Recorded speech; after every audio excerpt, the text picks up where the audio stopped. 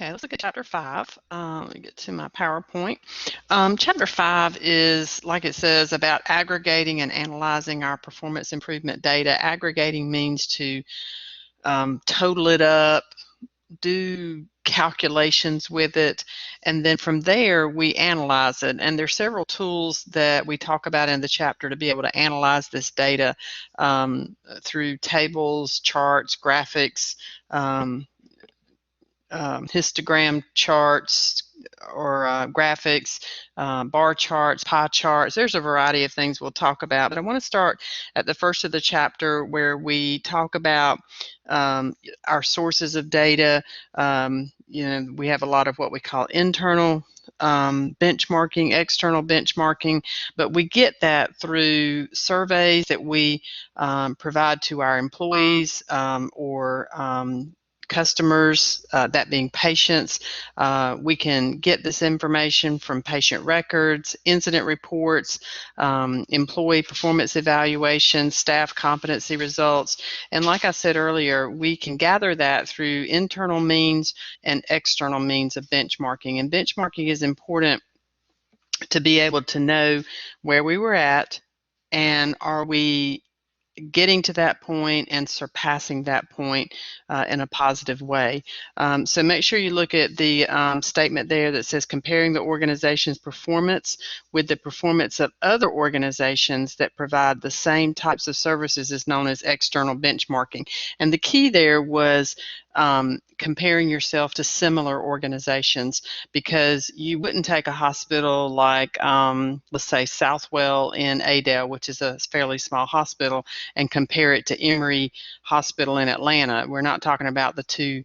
We're not talking about the same thing there. So you would want to compare the hospital to the same type of hospital. You have a lot of different types of hospitals and sizes of hospitals and specialties. So you want to use, when you're doing external benchmarking, compare yourself to something similar.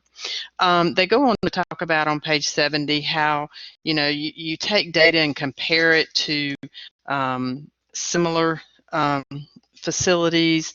You look at standard deviations, you look at expectations, and they gave us a table there in figure 5.1 where they said, okay, let's look at this data and see where there's concerns. So this is aggregated data that we can look at and compare it to, they're doing length of stays here, and compare it to expected numbers. And so it's just a way to look at what we actually achieved versus what the expectation was,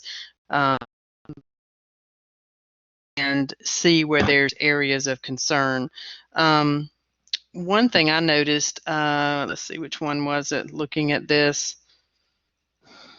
for example, pulmonary critical care, the actual mean length of stay was 17.5, where the expected was 14. So it looks like our patients are staying a little bit longer than what the expected was. So anyway, just again, being able to compare those numbers to what really happened versus the expected information. All right, let's go on over to data collection tool. And we talk here about using various tools, whether it be check sheets and charts and graphs and surveys and things like that. One thing they mention here is called a sampling. A sampling is reporting. Let's see if we get to that. Hang on a second. Okay, so they really address the sample together or in this presentation, but let's look at that definition.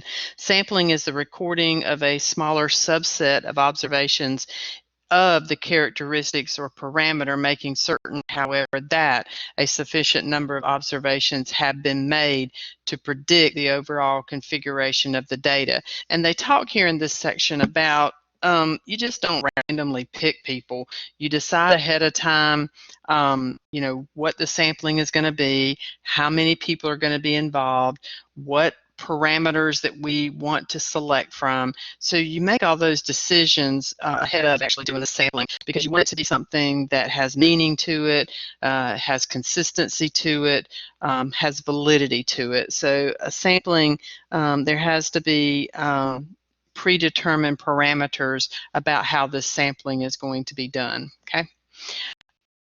Now, a tool that we can use to collect data is called check sheets. So let's look at the definition of a check sheet. A check sheet is used to gather data based on sample observations in order to detect patterns. And there's 4 questions that should be asked, and the 4 W's are: who will collect the data? All of that needs to be decided. Who's going to collect it, because you want some consistency there. And you know that if you've got a lot of people collecting data and you didn't make decisions ahead of time on who's going to collect that data, well, the reliability of the collection of that data could be skewed. So you decide who is going to collect that data. What data will be collected. You need to make firm, definite decisions on exactly the element being a small, one single piece of data. You need to decide exactly what's going to be collected. Where will the data be collected? It says most often data for, they're talking about tobacco use here in this particular scenario, but it says most often data for the tobacco use will be abstracted or collected from the individual patient. However, it could come from other data sources. So again, we have to decide exactly where is that data coming from. It can come from both, but we just have those determinations prior to conducting the data collection. And the 4th W is when will the data be collected. So we have to set up a time parameter of exactly, what span of time we're going to collect this data, whether it be for a month or over a year's time. What is it going to be? Okay.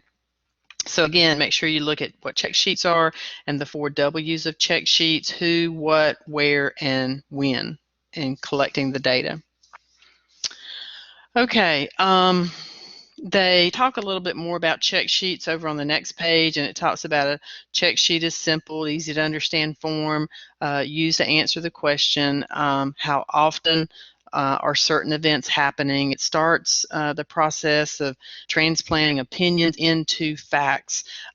Constructing a check sheet involves the following steps. So let's look at these for just a moment. And these steps are, let's see if it comes back up here. Nope, it's not mentioned in our presentation, but it says the PI team determines who is responsible for collecting that data. Is it going to be a clinician? Is it going to be a technician or some other person? You could possibly bring in consultants from outside. I don't know. But again, make a determination of who is going to collect the data.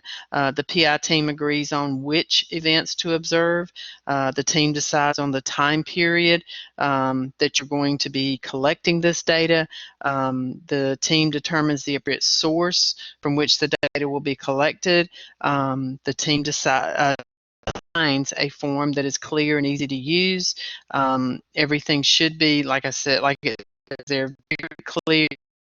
There's no ambiguity about it. It's consistently clear. The team collects the data consistently and honestly. Enough time should be allowed for this data gathering task. You don't want people that are collecting data that wish the data to be lean certain ways. That would not be honest in the data collection. The goal here is to determine where we have deficiencies and then ultimately make improvement, because the ultimate goal, like we keep talking about in all of our chapters, is patient care. Okay. All right, now let's talk about types of data. This is where we get into a little bit of kind of statistical language here, but let's talk about types of data, and there's several different types that we're going to talk about. I think there's 4 different ones that we're going to talk about in this book, but one is called nominal data. This is also called categorical data. Includes values assigned to name-specific categories where an answer would simply be a yes, no, or maybe. That would be nominal data. It would be a definite 1, 2, or 3. That would be nominal data. Okay, and we'll talk about different graphs and ways that nominal data might be displayed in graphs. And they tell us here that bar graphs or maybe a column chart or column graph would be a good way to display what we call nominal data. And again, nominal data is like yes, no, maybe, 1, 2, 3, male or female, very, very specific categorical data. Now, over on page 74 and 75, they show us some of these graphs that they're talking about, some of these scenarios. And you see at the top of the page up there what we call a bar graph. And the different races and ethnicities are running across what we call the x-axis, where the discharges going all the way up to 8,000 is on the y-axis. I can always remember a y-axis because a y-axis is, if you think about the letter Y, it's kind of vertical in nature, and I can always remember, that helps me remember the x and y axis.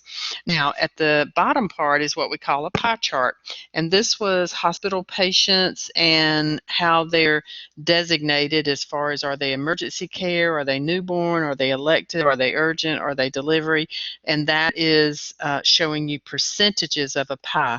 And a pie chart is designed to show you amounts of a whole. You couldn't take the data that you see in that bar chart up above and put that in a pie chart unless you were doing let me take that back. You could, in that case, I'm sorry.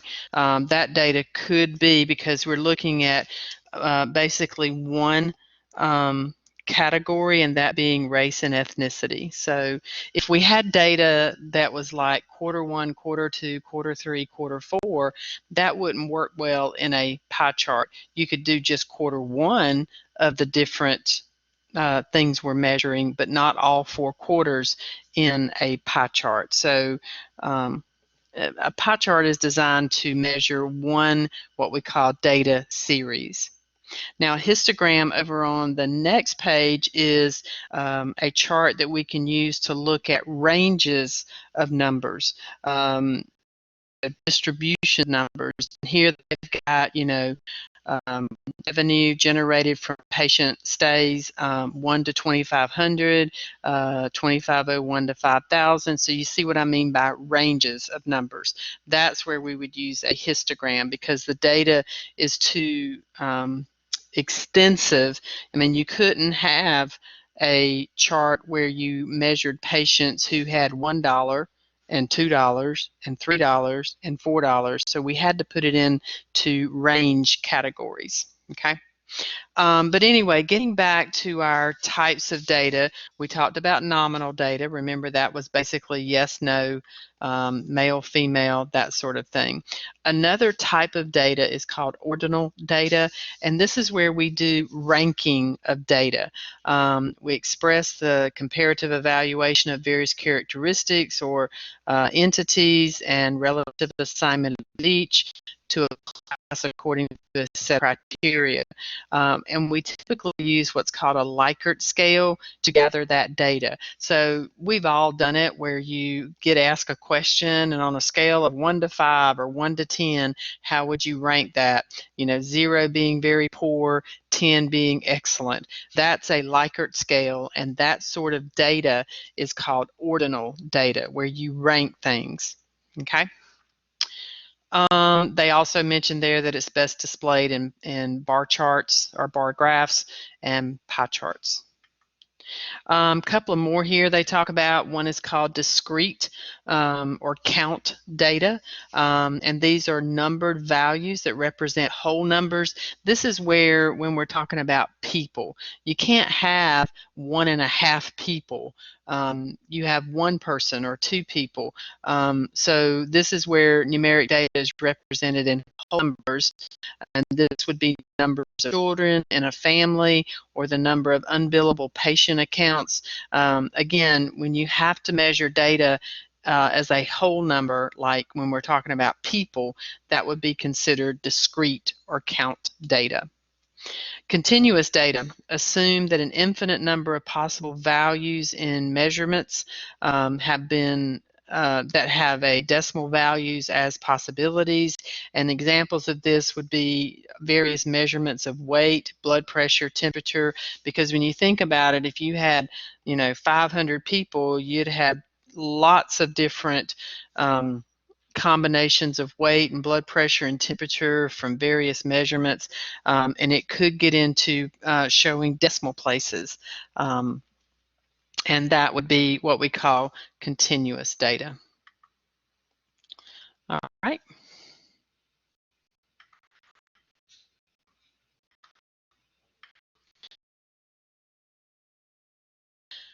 Let's make sure I got all that. Okay. All right. Now, let's talk about frequency. I mentioned too. Before I go on, please make sure that you study the 4 different data types: nominal, ordinal, discrete, and continuous. Also, make sure you know what a Likert scale is. Again, that would be something where, on a scale of 1 to 5 or a scale of 1 to 10, how do you rank such and such? That's a Likert scale. But let's talk about frequency. There's 2 that's mentioned here. One is called absolute frequency. The other is called relative frequency.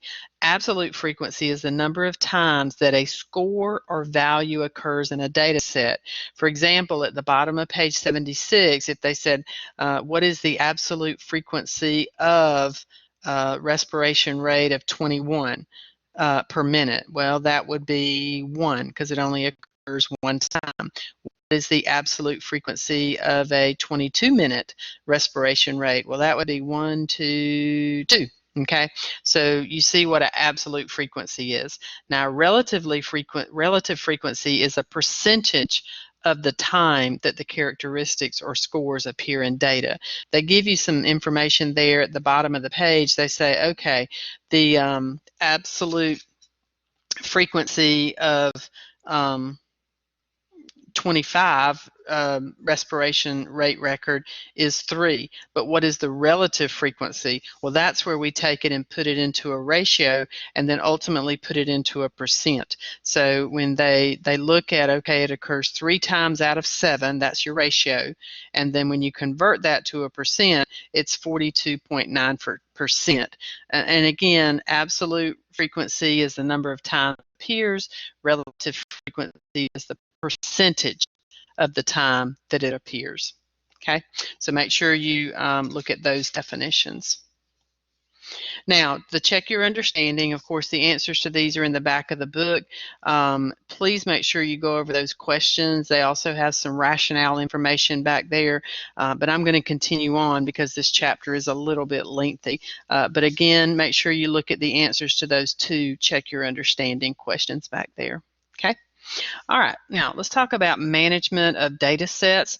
And data sets, and if you've had any HIMT classes in previous semesters, you've probably been exposed to the concept of data sets. Data sets for, let's say, acute care facilities have a whole lot of things that have to be collected, and we do this so that there's consistency in the data collection. So an inpatient hospital would have to there's a whole list of things that have to be collected on every single patient. If you're in a long-term care setting, again, there's a whole list called a data set that have to be collected. When you're talking about emergency care, again, there's a whole set. It's called DEEDS, DEEDS. That's what the data set is called, and it has a whole lot of things that have to be collected. But again, being able to take that and manage that data set is important to get consistent, thorough collection of data. Now, over on page 77 and 78, they're talking here about the importance of collecting the data completely, consistency, and when you read this section, you'll understand what I mean, but they're referring to sepsis, okay? And they're basically talking about here that if a facility uses sepsis in the wrong context, or they don't use it correctly when diagnosing a patient, because there could be a lot of septic related diagnosis out there. For example, they give you several different diagnosis codes that involve sepsis. And if there's not enough documentation in the patient's record to specifically determine exactly which sepsis, then which one is it? Do they miscode it? And again, this can cause problems down the road when you're trying to aggregate data and collect data. So this is what this little section is talking about. Okay. All right, let's go on to data analysis. They start talking about data analysis at the bottom of page 78. Data analysis is primarily defined as the task of transforming, summarizing, or modeling data to allow the user to make meaningful conclusions. So remember, data is one thing. Information is when you take that data and put it into some sort of meaningful uh, what am I trying to say? Meaningful information is basically what it amounts to. So when you take, data like pressure readings, the blood pressure reading is a data, but when you take that and compare it to, a long history of blood pressure readings, then it becomes information. Now, for all of this data and information to be valid, we have to focus a lot of energy on what's called data quality. So in a lot of your HIM classes, you will hear a lot about data quality. And before we talk about the 10 characteristics, they do talk about data quality management functions. Well, the functions are application, the purpose for the data collection, the actual collection, the process of which data elements are accumulated, warehousing it, in other words, archiving it, storing it, and then analysis. This is the process of translating data into meaningful information. So all of these things, these four things here, are considered the functions of data quality management: application, collection, warehousing, analysis. Now, surrounding all of that has to be what are the characteristics of data quality. And at the bottom of the page there, it says, in addition to the four management functions, AHIMA, which is our professional organization, also provides 10 characteristics of data quality. And these are important. You'll see these in a lot of your HIM classes, and they are data accuracy, accessibility, comprehensiveness, consistency, currency, definition, granularity, precision, relevancy, and timeliness. And again, it sounds like a lot, but it's important because our data is not going to be reliable if we don't collect our data with these characteristics in mind. Is the data consistently accurate? Because if if you have people that are not paying attention to detail and accurately recording the data, that could be a problem. Is the data accessible? Can we get to, is it legally obtainable? They talk about comprehensiveness, which is the extent to which all required data within the entire scope are collected, documenting intended exclusions. Data consistency, the extent to which the healthcare data are reliable, identical, and reproducible by different users across applications. So are you getting the same result each time? Is the data consistent? Data currency, the extent at which the data are up to date. Data definition, the specific meaning. In other words, we need some sort of data definition that when we collect, trying to think of something. When we collect blood pressures, we're doing it at the same time each day, or at the moment that the patient enters the triage area. I don't know. I'm just giving you some examples, but are we doing it in a consistent way? Data granularity, the level of detail at which the attributes and characteristics of data quality and healthcare data are defined. Granularity being, is it, down to the finest points. Data precision, the degree at which measures support their purposes and the closeness of two or more measures to each other. Data relevancy, the extent to which health-related data are useful for the purpose for which they are collected or were collected. The timeliness, the availability of up-to-date data within the use operative or indicated time. So please make sure as you're studying, you go back and look at these 10 different data qualities. These are important. Please make sure you study these: data accuracy, data accessibility, data comprehensiveness, data consistency, data currency, data definition, data granularity, data precision, data relevancy, and data timeliness. Again, please make sure you look at those 10 characteristics and look at their definitions carefully.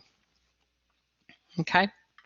All right, now let's look at some statistical definitions, and the first one they talk about is mean, which basically is just average. That's all it amounts to. If you've got 5 numbers, you add them up, the total, you take the total and divide by 5. We all know how to calculate an average, which in the statistical world is the mean. The median is a number. If you look in your book on page 80, when you get a median, the middle number, you take all of your data points, you put them in numerical order from lowest to highest, and then you find the middle number. If you have an even number of data points, let's say you've got 10, well, then you truly don't have a middle number, and therefore you take the average of the two physically middle numbers. So that's what a median is. So make sure you look at those. Skewing is when you have very high or very low values that distort the calculated mean. And they talk about in your book that sometimes getting the median is more reliable, because when you get the mean, you could potentially have a outlying number that could cause your data to be skewed. So for example, think about that set of numbers that you see in there, 115 to 128. Well, if all of a sudden you have 170 thrown in there and get an average, then that's going to skew your average in one direction. So that's why sometimes they feel that getting the median number is more reliable than getting the average. Okay, but that's called skewing, when you have a really random outlying number that could distort your data. Standard deviation. This basically it's a complicated formula, but Excel can automatically calculate the standard deviation for you. But basically, it shows the spread of the values. For example, when we talk about test scores, that's just one example I thought of. When we talk about test scores and we apply the standard deviation, we look at where maybe, I'm going to pick students, fall into as far as their test scores, and we feel that the optimal number might be, I don't know, number here, 82. However, because of the standard deviation, it could range anywhere from 72 to 92 being within normal. Okay, so standard deviations help us know that we're still okay, we're still normal as far as what our data is presenting. Okay.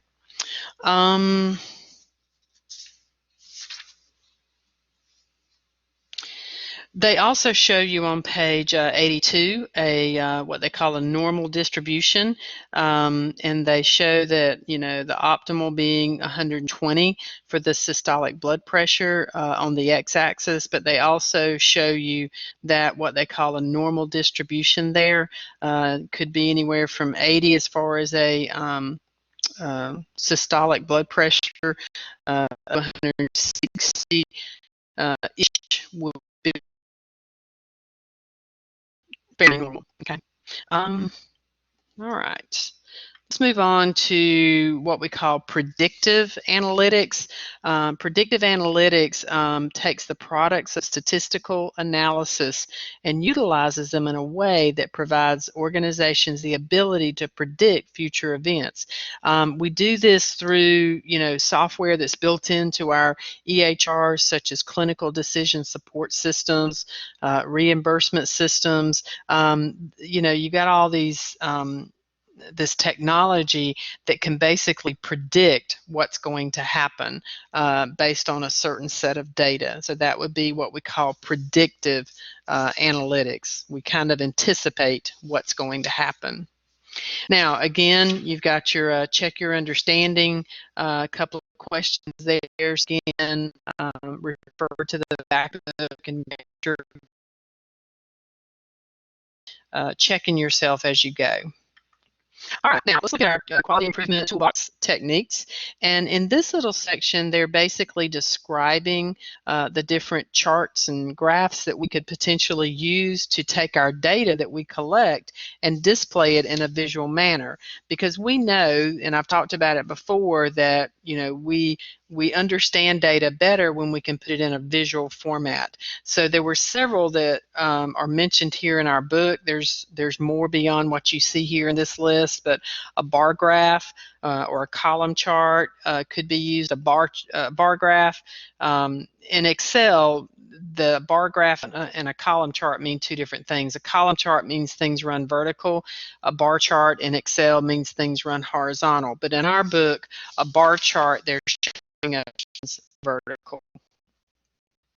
Already talked about a histogram. Remember on the previous pages, they showed us a histogram, and remember a histogram is going to take basically categories of data, ranges of data, and lump the numbers into those. They gave us the example of the revenue ranges, like for example 5,001 to 7,500, how many patients fell into that category. And you can quickly see that the usual revenue per stay is in the 15,001 to 17,500, and it looks like roughly 330 patients fell into that category. Okay, so again, a visual like these charts can quickly help us zero in on data. Okay. A Pareto chart. Basically, a Pareto chart is taking the largest information and rearranging it to go in the front. So if you look at page 86, that's a Pareto chart. And basically what it means is they took the most occurrences and they rearranged it so that it's in the front of the chart. In other words, the numbers are not necessarily in consecutive order. If you look at the x-axis at the bottom, it's got all the different MDCs, and those are in no particular order. But what they did is the Pareto chart puts the largest in the front and then steps down. Okay, so a Pareto chart is a kind of bar chart that uses data to determine priorities in problem solving. The Pareto principle states that 80% of the cost or problems are caused by 20% of the patients or staff. So when you look at that Pareto chart on page 86, you can see the issues, top 10 MDCs by total charges, and you can quickly hone in on those first 3 or 4. Okay. So again, a Pareto chart rearranges so that the chart looks at the most occurrences at the front part of the chart and then tapers down. Okay. Pie charts. Pie charts are used to show the relationship of each part of a whole or to a whole. In other words, it shows how each part contributes to the total product or processes. So we looked at a pie chart earlier where we were looking at the hospital itself and the patients that were in the hospital. What department were they? Were they emergency? Were they delivery? Were they births? What were those patients? Okay. Some other charts they mentioned here. Pivot tables. Pivot tables are very effective when you have large amounts of data. Pivot tables allow us to take large amounts of data, compile it or aggregate it, and then put it into various categories. Look at the definition. Pivot tables are an excellent Excel tool to summarize data according to categories. For example, they may be used to summarize charges according to department. So again, what you're seeing there's a pivot table in the middle of page 87, and that data that you see there could have come from lots and lots of records, and they filtered out and they compiled the data to break it down into a much smaller subset of data using what we call pivot tables. Line charts are designed to show trends over time. So if you're looking at maybe this month to this month to this month, or this year to year, a line chart would be an excellent tool to use for that. So again, the best word I can tell you is trends are what we look at a line chart to show us. Okay, I think no, they didn't display a line chart. I think there was one back in the chapter. Let's flip back. Yeah, on page 76 in the middle there was an example of a line chart. You see we're looking from day to day to day to day and looking at trends, and you can see dips or increases or, you know, a linear trajectory. Again, that's what a line chart shows. This is trends over time. Now, all right. Here's a bar chart. You can see that we're looking at all the discharges from the hospital and what category of race or ethnicity the people fell into. So that's a real quick visual of discrete data. Okay. Now this data right here could have easily gone into a pie chart, because we're looking at one data series, which is ethnicity, and then the percentages that those races and ethnicities were. Again, a histogram is a bar chart that displays data proportionally, but the thing about histograms is that we're looking at large amounts of data, of what we call continuous data. Remember, continuous data could be lots and lots and lots of data points. They group it into categories, ranges, okay? And there's an example of a histogram. That same one is in your book. Here's an example of that Pareto chart that I mentioned in your book a while ago. It's basically a bar graph, but it looks at the problem areas on the, because we read left to right front, and draws our attention to that. So basically a Pareto chart is a bar chart or a bar graph, but it is rearranged in the order of concerning areas. There's that example of a pie chart, and again, a pie chart looks at a whole. If you take all of those percentages and add them up, they add up to 100%. Okay, so that's what a pie chart can do.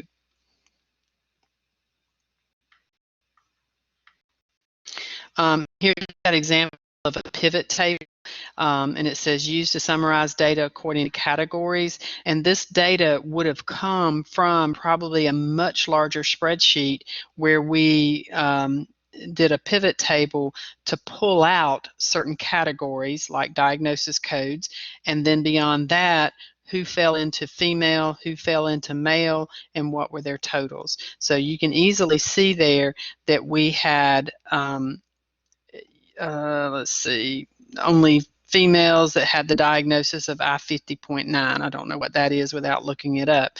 Then you had, you know, those many, you had 7 females that had those different diagnoses, and 3 males that had those diagnoses. Okay. All right, the next one is that line chart I showed you in your book. Remember, a line chart is basically plotting things over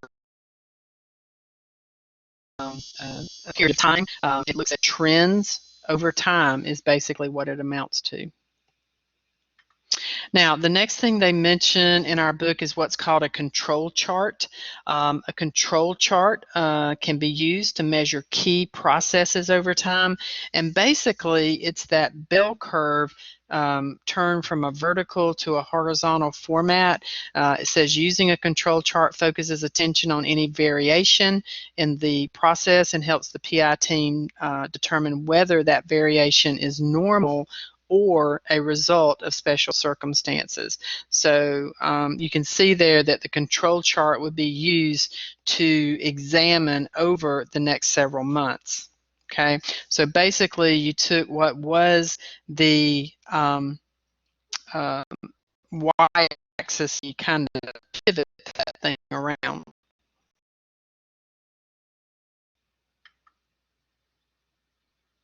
Okay. All right, so that gets us to the end of the chapter. I'm going to quickly, I'm quickly run back through some things.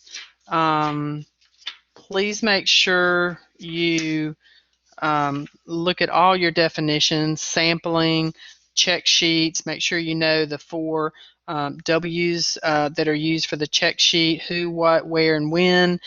Make sure you look at the 4 different types of data. They were nominal, ordinal, make sure you know what a Likert scale is, then discrete data and continuous data. So make sure you look at those. Also, make sure you look carefully at the 4 data quality management functions, but especially beyond that, make sure you look at 10 data quality characteristics there: accuracy, accessibility, comprehensiveness, consistency, currency, definition, granularity, precision, relevancy, and timeliness. So make sure you look at those and can identify the definition with the term. Make sure you know what a mean is. That's basically an average. What is a median? What is skewing? Skewing means you've got a set of data and then you've got some very random outliers that can cause our data not to be accurate because of that one number that skewed everything else. Okay. Predictive analysis was basically knowing that you can predict how things are going to go, predict future events. Make sure you look at the different types of visual representations, that being, what is a bar graph? A bar graph is used to display discrete categories such as gender of respondents or the type of health insurance respondents have. Again, discrete data works well in a bar graph. Histograms are a bar graph that displays data proportionally. They're used to identify problems or changes in a system or process. A Pareto chart is a kind of bar chart that uses data to determine priorities in problem solving. Remember, a Pareto chart basically takes your results and orders them in a way that the most concerning is up front and then tapers down to the least concerning. Remember that a pie chart is going to show the relationship of data points to a, in other words, 100%. Okay. A pivot table is where you can take large amounts of data and summarize it in a way that into categories where it's much more manageable and makes more sense. Remember that a line chart is for looking at trends of data over time, is what that amounts to. And I think that gets everything I wanted to make sure we stressed. Now, I believe, if I'm not mistaken, oh, one more thing I need to do.